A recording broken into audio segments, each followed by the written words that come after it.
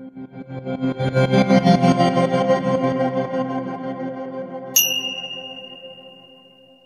teman-teman, pernah nggak sih teman-teman ngerasa pusing atau nggak jelas matanya, ngeblur ketika pakai kacamata, atau teman-teman lagi minjem kacamata punya temen, terus nggak enak, ngeblur gitu, atau jangan-jangan teman-teman sekarang lagi ngerasakan bahwasanya kacamata yang dipakai itu mulai nggak enak, mulai nggak jelas.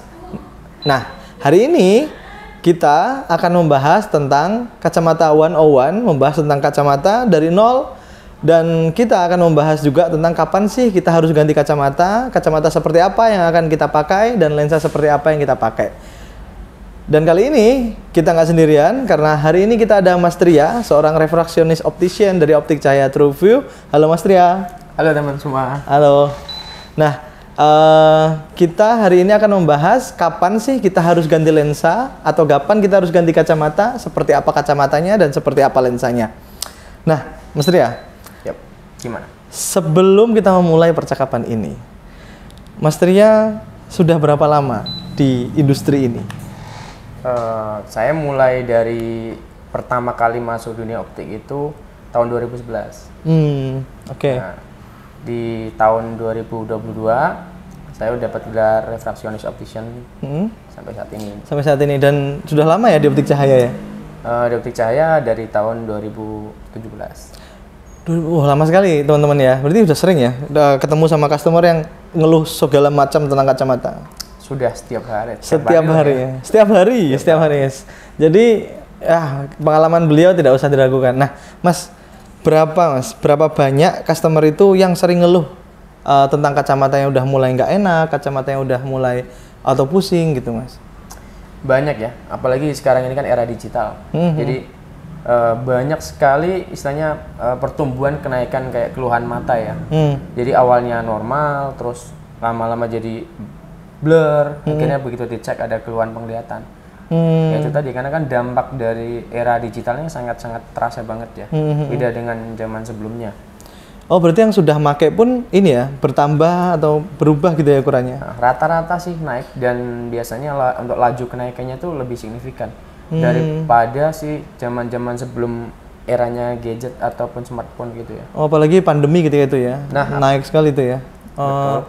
Apalagi pada saat pandemi itu kan kebanyakan kan aktivitasnya di rumah kan. Nah, banyak megang smartphone, jadi kayak WFH dan misalnya kayak daring, itu memicu sekali. Kapan sih Mas kita tuh harus memutuskan untuk menggunakan kacamata ini gitu?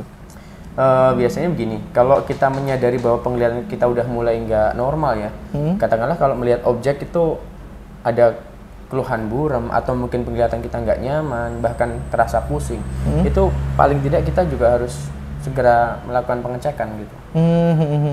Dan kalau ngecek di optik itu gratis ya Mas ya biasanya? Kalau di optik gratis. Optik Cahaya gratis Mas ya? Optik Cahaya selalu gratis ya. Jadi misalkan pengen mengetahui kondisi mata ya, mau kontrol lah, mau kondisi matanya bagaimana, bisa kok datang ke Optik Cahaya. Oke, itu guys pentingnya periksa mata secara rutin supaya kita tahu ada perubahan apa di koreksi refraksi kita. Dan jangan lupa juga ke Optik Cahaya kalau mau periksa, karena periksanya free. Nah, masuk ke pertanyaan utama Mas. Kenapa kita tuh harus memilih atau menggunakan kacamata? Kan tadi kan kita harus pakai kacamata ya kalau kondisinya sudah memang membutuhkan kacamata. Apa sih Mas pentingnya pakai kacamata sesuai kondisi mata? Nah, kenapa aku tanya nih Mas sebelumnya ya? Kenapa aku tanya? Karena kita tuh banyak banget nemukan orang itu beli kacamata online, misalnya contohnya. Jadi belum periksa, belum apa, udah beli kacamata. Nah, kenapa sih Mas? Kenapa kita itu harus memakai kacamata sesuai dengan kondisi mata kita? Ya saya jawab ya. Jadi satu, kacamata itu kan bukan sekedar untuk gaya-gayaan ya. Kacamata itu sebagai alat bantu penglihatan ya. Jadi kacamata harus disesuaikan dengan kondisi mata. Ya kan? Lalu apa sih efek ketika salah pilih kacamata? Gitu. Banyakan mata tuh malah mata menjadi semakin lelah gitu. Kadang juga pusing, penglihatan bahkan malah tidak nyaman. Ya. Ada juga ada faktor pentingnya ini, kita benar-benar memilih yang sesuai untuk mata itu kan kita harus tahu nih jenis kelainan refraksi kita apa. Nah, ya kan? Terus ukuran frame-nya sesuai nggak sama kita, jenis lensa. Oh, Ukuran frame dan jenis lensa tuh ngaruh banget berarti. Pengaruh. Jadi kalau fittingnya nggak pas, otomatis mereka juga nggak nyaman dong. Oh, oke. Berarti yang diutamakan itu adalah kenyamanan gitu ya. Kenyamanan. Maka dari itu sih kalau buat kacamata penting banget ya, dianjurkan datang ke ini ya, langsung ke optik gitu. Ya. Jadi bisa dilakukan pengecekan dan lebih untuk pemilihan kacamata bisa lebih disesuaikan. Untuk pemilihan lensanya juga ya. Nah, kan pernah dengar tuh Mas, ada macam-macam lensa tuh, kayak lensa silinder, lensa minus gitu, atau lensa bifokal, ada lensa progresif gitu. Itu maksudnya gimana Mas? Oke, dari untuk jenis lensa ya, jenis lensa atau jenis keluhan ini? Jenis lensa. Jenis lensa. Itu fungsinya untuk keluhan apa? Untuk mengobati keluhan apa gitu? Nah, kalau untuk keluhan ya, kita ngomong keluhan dulu. Keluhan itu secara umum tuh ada minus atau biasa disebut myopia. Itu biasanya keluhannya untuk rabun jauhnya terganggu ya. Jadi rabun jauhnya tuh blur, itu myopia. Ada juga sih hypermetropia atau biasa keluhannya tuh plus. Nah, hypermetropia sendiri tuh rata-rata juga bisa untuk rabun jauh ya. Tapi ukurannya tuh plus bukan minus. Nah, satu lagi untuk ini silinder. Silinder itu ketika kita melihat itu timbul bayangan. Jadi target yang kita lihat tuh berbayang. Iya. Oh iya tuh. Aku termasuk yang silinder deh kayaknya Mas. Jadi harusnya kalau masih seperti itu rutin kontrol ya. Iya. Rutin kontrol paling tidak sih 6 bulan sekali. Karena mayoritas yang terdata kalau silinder itu lebih rentan naik gitu. Oh, cenderung lebih rentan naik. Oke. Tapi aktivitasku tuh juga ini loh Mas, nggak cuman digital aja ya, karena kan tiap hari lihat komputer gitu, hampir 8 jam lebih gitu. Aktivitas kan juga kadang-kadang di luar gitu Mas. Kapan sih kita tuh harus, kan tadi Mas bilang 6 bulan sekali kita harus periksa ya. Nah, ketika periksa itu kapan sih kita menentukan untuk ganti pada akhirnya? Jadi kalaupun pada saat kita menentukan kapan harus periksa dan kapan harus ganti, nah ketika kita merasakan hal berikut ini ya, satu biasanya kayak sering pusing dan mata cepat capek. Oh iya tuh sering aku Mas. Buram ya biasanya, buram juga. Nah, yang ketiga, frame-nya kalau udah punya kacamata nih ya, biasanya frame-nya udah mulai longgar atau lensanya udah mulai rusak, ya. Karena biasanya kalau pengguna awal nih yang kadang bingung, kapan sih kita waktunya cek? Kadang kan nggak sadar bahwa kita udah keluhan. Nah, kalaupun memang kita merasa mata kita fine-fine aja, cobalah sesekali periksa. Ya, jadi untuk istilahnya mendeteksi dini. Oke. Apalagi yang ini ya, yang sering teman-teman kalau sering di kantor, sering berhadapan dengan layar gadget gitu ya Mas ya. Itu sangat urgent sekali untuk periksa setiap 6 bulan, betul ya? Iya, karena aktivitas seperti itu tuh rentan. Dan rentan terjadi gangguan penglihatan. Oke, betul. Ini teman-teman ya, sedikit nambahin mungkin ya Mas Tria ya, mohon dikoreksi. Jadi ada teori 20-20-20 gitu Mas ya. Betul. Setiap kali 20 menit melihat layar, diselingi dengan melihat ke arah luar 20 meter selama 20 detik, betul ya? Nah, jadi lebih simpelnya begini. Ketika kita aktivitas 20 menit di depan layar digital ataupun jarak dekat ya. Jadi nggak cuma layar digital. Semua aktivitas yang jaraknya dekat. Nah, luangkan waktu selama 20 detik. Ya 20 detik lihat jauh. Jaraknya lebih dari 20 kaki. 20 kaki. Jadi ya 20 kaki kan 6 meter lebih. Oh iya, hitungannya American ya, 20 kaki ya. Oke. Intinya tuh lebih gampangnya gini deh, nggak usah ngomong kaki atau meter. Ketika kita 20 menit ya aktivitas di depan di jarak dekat ya. Luangkan waktu selama 20 detik untuk lihat ke outdoor, ke luar ruangan. Itu udah bagus itu. I see. Jadi supaya mata kita tuh nggak kaku. Jadi untuk lensa matanya tuh nggak terpaku gitu loh. Jadi dengan dilatih seperti itu, lensa mata kita tetap fleksibel. Jadi tetap bisa mengontrol fokusnya gitu. Oke. Karena sekarang bahkan yang muda-muda itu ya mengalami keluhan kayak orang-orang tua gitu, sulit membaca, ngelihatnya ngeblur gitu Mas ya. Nah, aku tuh pernah dengar Mas, kalau orang-orang yang berumur ya, itu sudah mulai menggunakan lensa yang macam-macam Mas. Kayak ada lensa progresif lah, lensa bifokal. Nah, boleh dijelaskan Mas, itu apa itu? Buat apa gitu? Oke. Kalau untuk beda ya, kalau untuk yang biasanya bifokal ataupun progresif, itu untuk penggunanya ya, biasanya untuk yang ada yang butuh koreksi penglihatan dekat. Oh, itu yang bifokal. Bifokal sama dengan progresif, tetapi dengan desain yang berbeda. Gimana itu? Nah, kalau bifokal atau biasanya orang yang make ya, biasanya orang kan nyebutnya pakai kacamata orang tua gitu kan. Iya.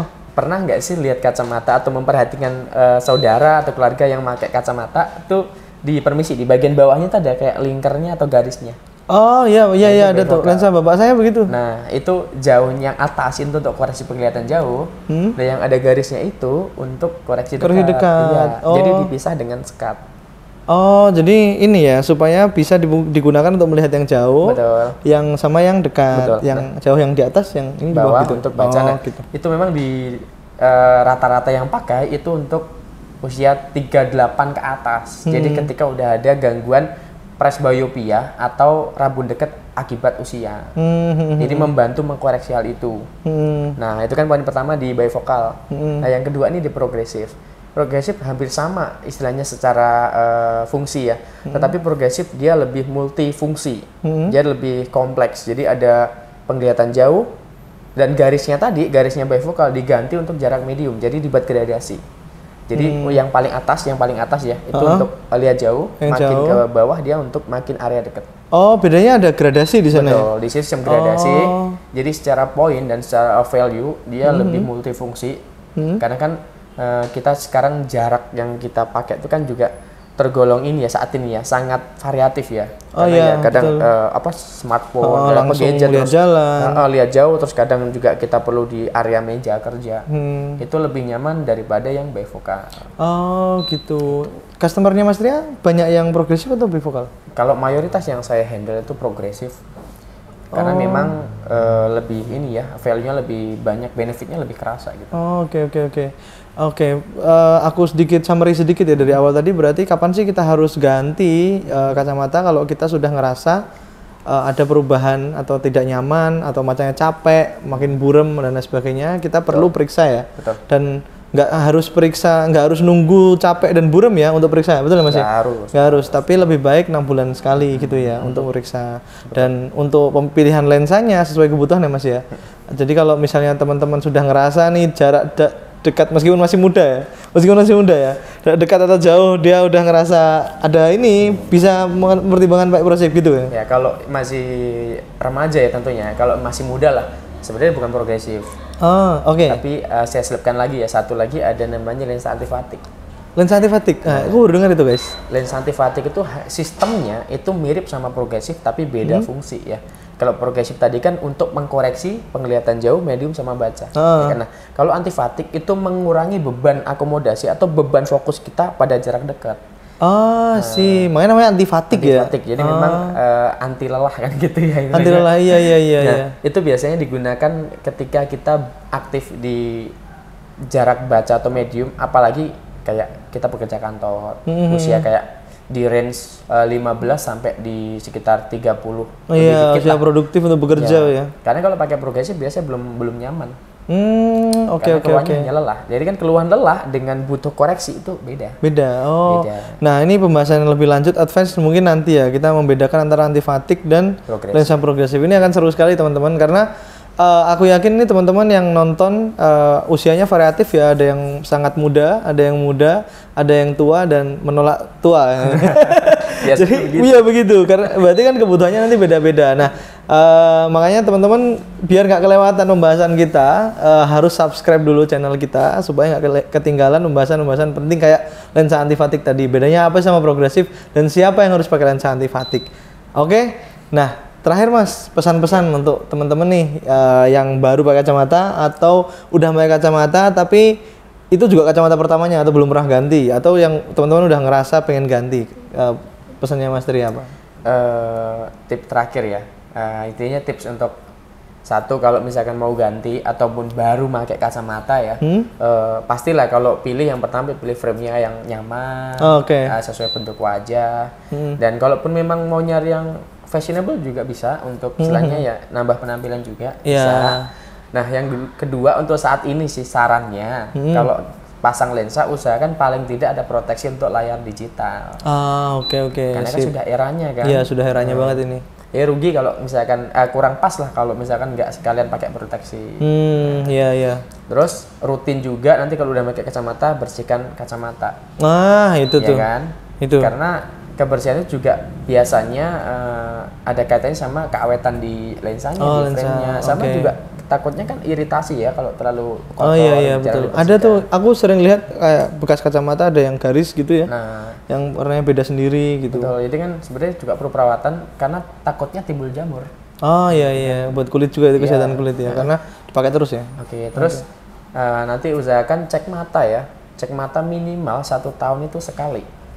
Lebih baik kalau bisa meluangkan waktu 6 bulan cek ya. Karena kan kita juga ada fasilitas pengecekan mata gratis menggunakan alat-alat canggih juga ya. Jadi cepat, efisien, tinggal datang minta bantu cek mata, paling 5 menit selesai. Oke. Demi masa depan yang lebih cerah Mas ya. Demi penglihatan yang lebih cerah dan masa depan yang lebih indah.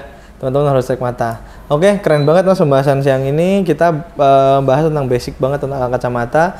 Jangan lupa, sekali lagi jangan lupa subscribe kita karena kita akan bikin playlist tentang kacamata 101, ngomongin semua hal tentang kacamata, tentang soft lens, tentang kesehatan mata gitu. Pokoknya jangan lupa subscribe. Terima kasih Mas Tria atas obrolan kita yang keren siang ini. Tunggu semuanya untuk next time-nya pembahasan kita. Yang tadi aku bilang ya soal lensa antifatik ya, yang seru banget itu. Sama ini nih, model-model kacamata yang cocok buat kita. Tadi sempat Mas Tria singgung ya, next time kita akan bahas itu. See you.